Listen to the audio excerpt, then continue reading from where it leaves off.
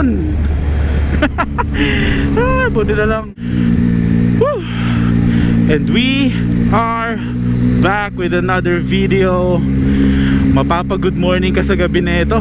Ang liwanag ng CR4 na Gold Runway. For this one, punta tayo ng Binondo mamaya doon sa bridge kasi gusto ko makita eh. Nagandahan ako nung nakita ko sa YouTube, so gusto ko rin silipin. Di pa ako nakakadaan doon.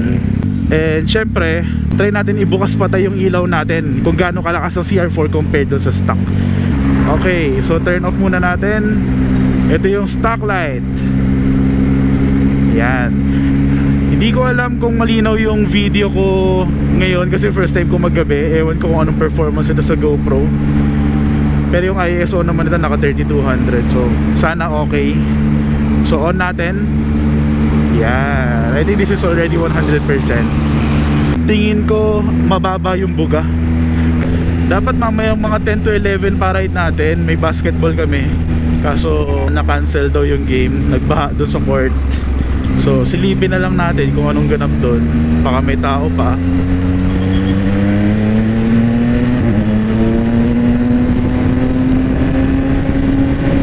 Tsaka tayo pumunta ng Binondo. Binondo Bridge, let's go! Ayan na, close na nga. Nag-uwian na rin lahat. Oh well.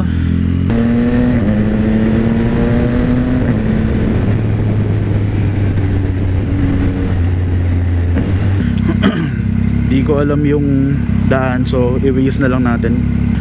Medyo nakakaparaning yung kapag nagpo-phone ako ngayon ah. May nag-comment kasi nasnatchan daw siya dun sa saan tayo nag-vlog yung last episode. Mamaya mangyari sa atin.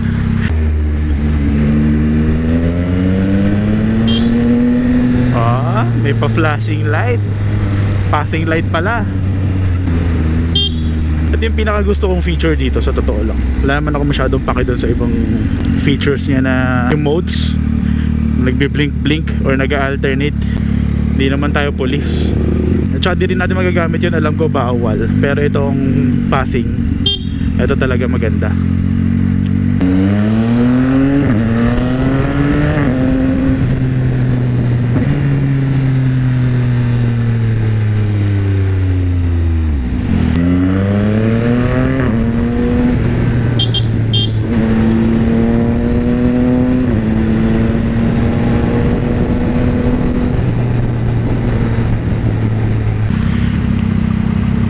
Inantay niya na, biniting the red light pa ulit niya. Sayang. Kamotes. Mapapakamotes ka na lang sa ulo. Minsan hindi siya gumagana kapag tap lang yung busina mo. Ayan o. Wala diba?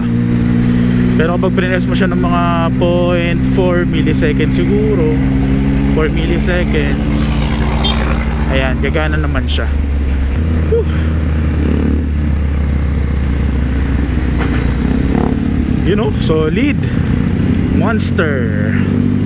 Sana okay yung ano no, liwanag ng video. Well, medyo nakakailang din talaga kapag ganito lang yung ilaw. So buksan na natin. Mababa lang talaga. Medyo di ako natutuwa ng todo pa eh, kasi siguro mababa yung bato. Pero may tulong talaga siya.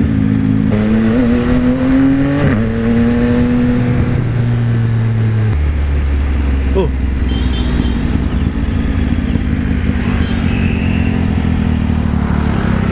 Tuloy-tuloy lang ba to?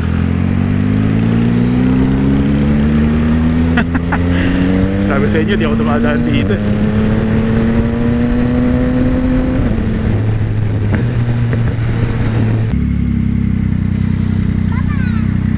Bomba! Ayoko po bumomba. Baka may magalit dito. Yari. 9:50 na. May mga tulog-tulog na rin. Binondo Bridge sa gabi. Di naman siya ganun kaliwanag ngayon. Sinasara daw ata talaga yung ilaw dito minsan. So baka medyo minalas tayo. Pero ang dami nagde-date.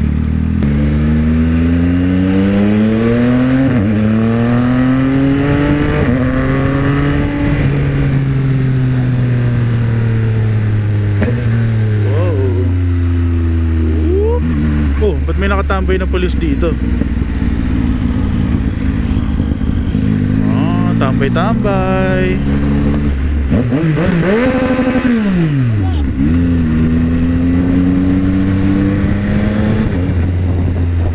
Wala naman masyadong tao. So I guess pwede naman bumomba ng isa. Ang tanong, paano ko babalik doon? Gusto ko pa ng isa. Boss, paano bumalik sa bridge? Kasi kakaganto ko lang eh. Sa bridge? Oo, iikot-ikot lang ako. Sir, may makikita kong Binondo na site. Oo. Ito lang yan, malapit lang. Makikita daw tayong Binondo. Oops, this way to Binondo. Maliit na daan. Daming tumatambay, daming nagde-date. So bagalan naman natin, baka mabadtrip yung pulis na nakaano dun eh. I-feel lang muna natin. You know, solid.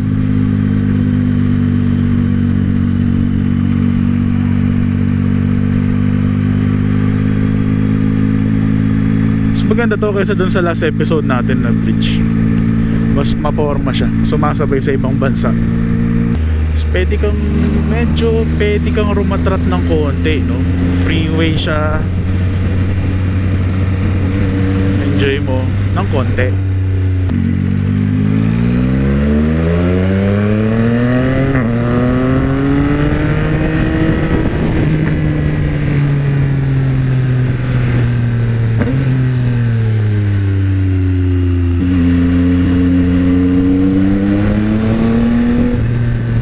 Bumomba na ako kanina. Baka mapagalitan na tayo. Sorry na. Sa mga gusto dumaan dito, medyo mag-ingat lang kayo kapag sobrang bilis kasi yung mga turn, tight turn siya. Buti na lang mabagal ako nung unang-una kaya medyo in-expect ko na. Eto. So baka kasi mag-overshoot or sumalpok.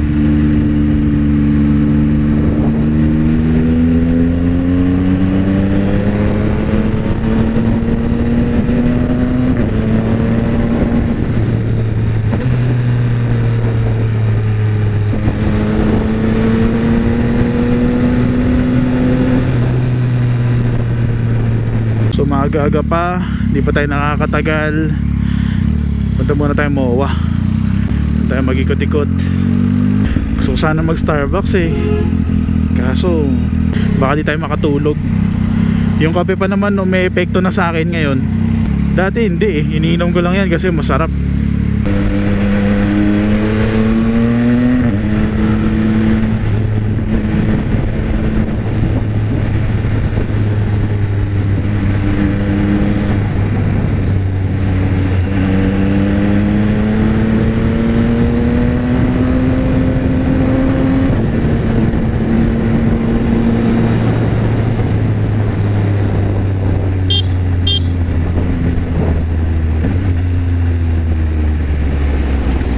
Pangit naman ang daan dito.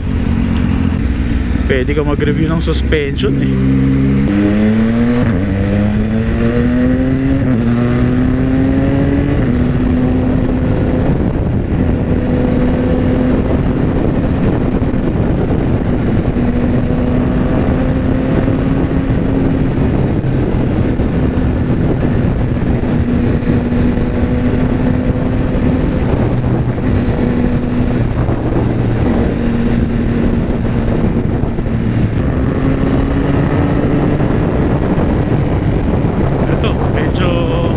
Maganda yung pagkakabuga.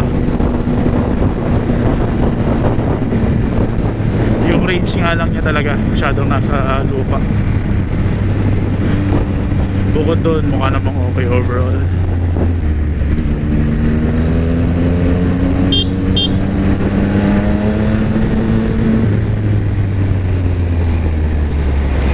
I don't wanna die tonight.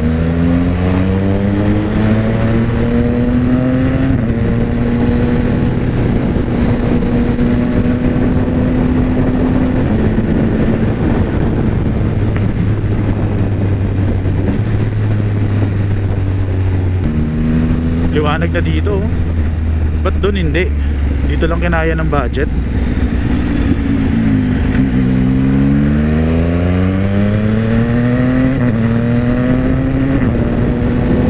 Wow! Grabe!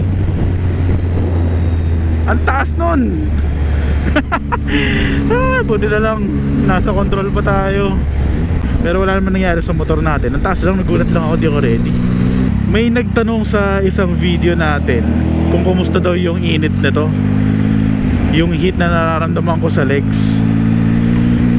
So dun sa mga curious din, ang sagot ko talaga dun, walang kainit-init.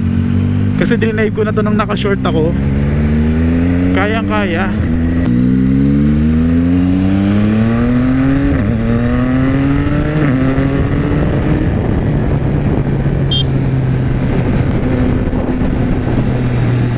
Yung isang sayang pala dito, hindi ko kasi masyado nagagamit eh, kaya nakalimutan ko na. Yung cruise control niya, kailangan nasa 4th gear ka, tapos 45 or 40 kph minimum.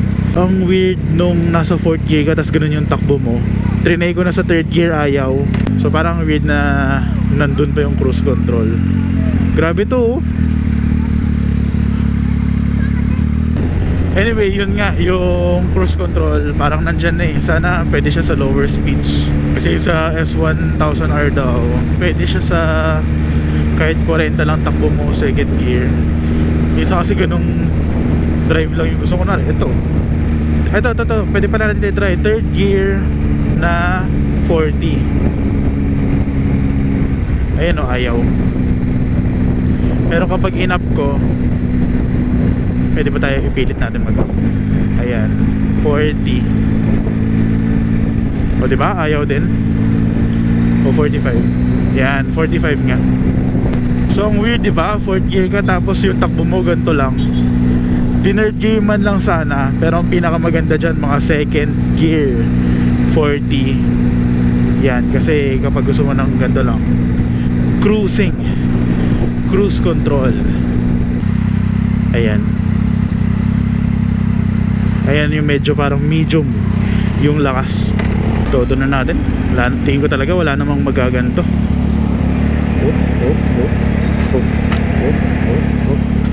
Yan.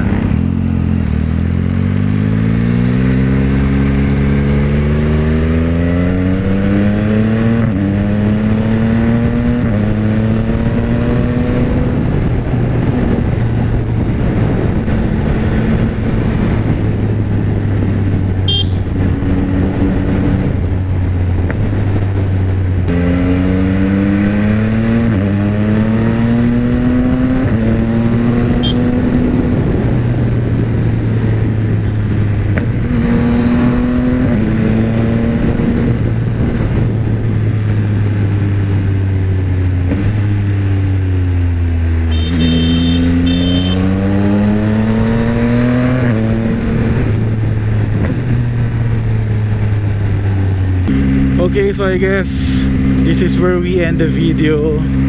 Short video lang dapat to kasi CR4 at saka yung Binondo Bridge lang naman yung pakay natin for tonight. So mga subscribers na bago at saka nagko-comment, grabe binabagyan nyo lately yung notifications ko. Nakakatuwa talaga. So maraming salamat sa inyo. Thank you. Good night. Peace.